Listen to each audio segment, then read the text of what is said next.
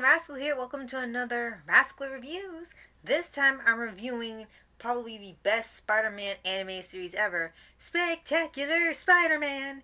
And this was actually recommended to me in my entertainments by our great friend Playmaker and Bennett Dudley. Thank you to you two for introducing us to this show. We have heard so much about it. Out of all the Spider-Man TV shows out there that are animated, this is considered the best version ever.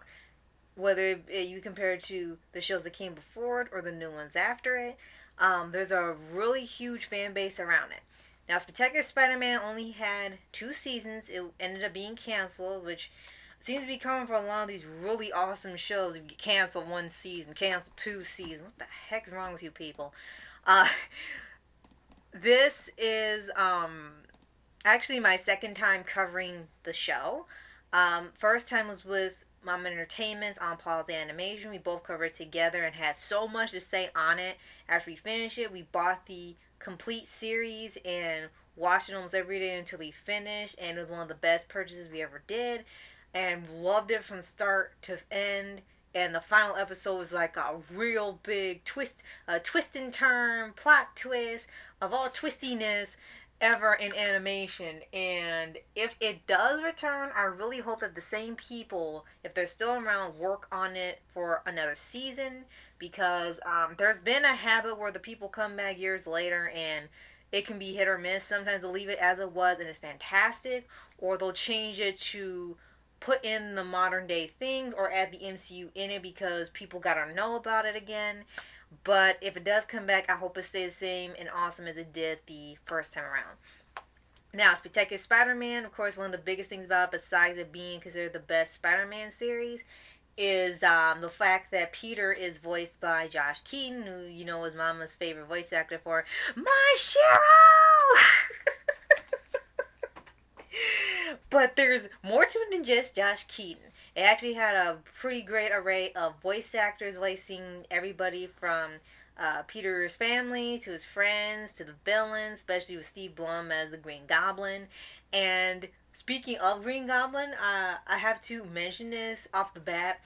Green Goblin became my favorite Spider-Man villain in here after watching this show.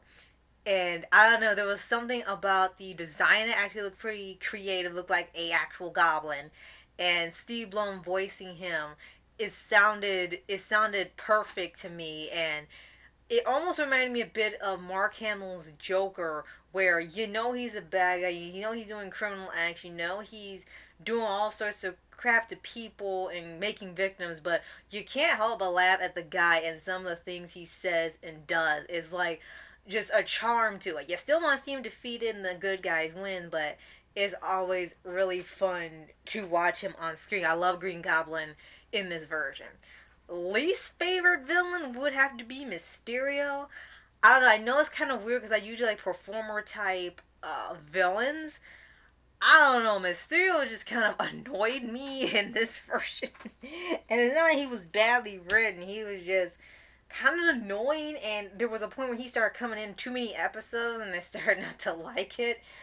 But I can say it was just for this show. I'm not going to talk about like the whole friend as a whole. It's just really my least favorite in this version. The best version for me is the one from the MCU played by Jake Gyllenhaal, where it actually added some mystery to him and he actually became a threat in that version. So I applaud the MCU for actually making me like a villain and taking it more seriously in that version. And as for the story itself, it mostly adapts a lot of the Stan Lee and Steve Ditko comics and adapt them into the story. Now, there aren't really huge arcs going on where each season's the arc. It's sort of like little mini arcs go on for a few episodes and then they're done. They go to the next one. You have the one, of course, the most famous with Spider-Man symbiote arc. You have the one about the Sinister Six arc. You have the Green Goblin / Son of Green Goblin arc towards the end.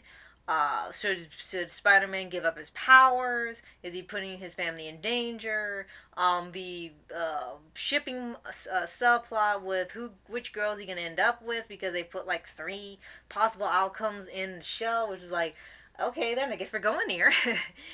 But and I have to say the love story parts weren't really all that bad or all that irritating. It's just it kind of got a little much when it got towards the end, and you knew they were trying to really put Peter and Gwen Stacy together, even though they had Mary Jane and they had some other girl whose unfortunately name I forgot, who ended up not liking Peter but ended up falling for him later.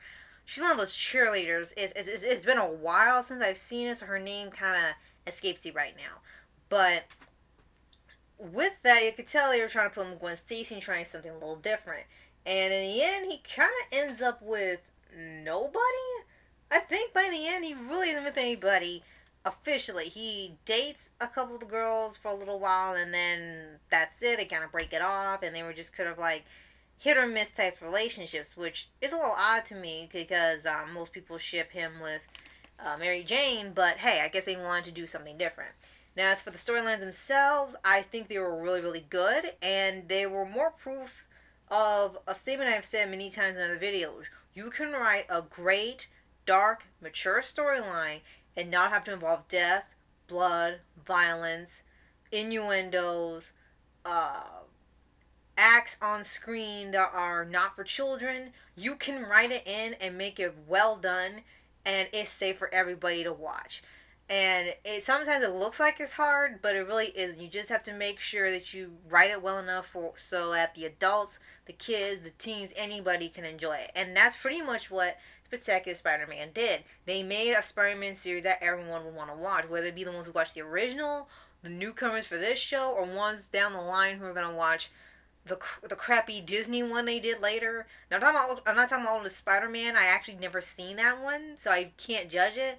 But they made another one in 2017 where it was mostly just the MCU stuff in Spider-Man, and then everyone was aged down to a teen. And I don't know, that one was kind of lame to me. But I can see why Spectacular Spider-Man has been the epitome of doing a Spider-Man cartoon.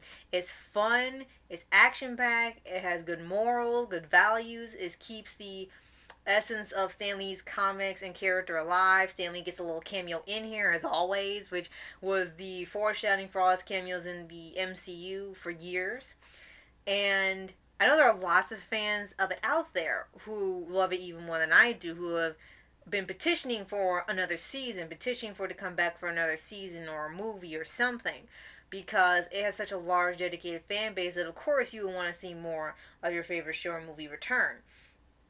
Now, do I recommend it to everybody? Absolutely, especially if you're a Spider-Man fan. You would love this show if you haven't already seen it. It is the best Spider-Man series to date. It's sort of like the Mystery Incorporated of the franchise. It is the best one. It has the most action, the mystery, the drama, the comedy, the superheroics, the arcs. Everything about it is pretty much peak Spider-Man. And if it does come back like the X-Men, I think it was X-Men 87 series, like that's supposed to be coming back, I hope that Spider-Man does come back one day and still stays true to what the show is. I have too many favorite episodes to really dive into. I just want to give like a quick review of the show and highly recommend it to my followers and my fans in case there's a chance that one or some of you have not seen it. And if you have seen the show Spectacular Spider, let me know in the comments below. Playmaker, I know you'll have a lot to say, so I can't wait to hear your comments. I am very, very excited. And for the other ones who are not Playmaker, what did you think of the show? Do you still love it? Has it changed for you over the years and it doesn't hit as hard? Or did you just not like it at all and you prefer a different show? You can tell me why your reasons for either of those opinions in the comments below. And I'll see you guys next time in the next Superhero Month review. Later!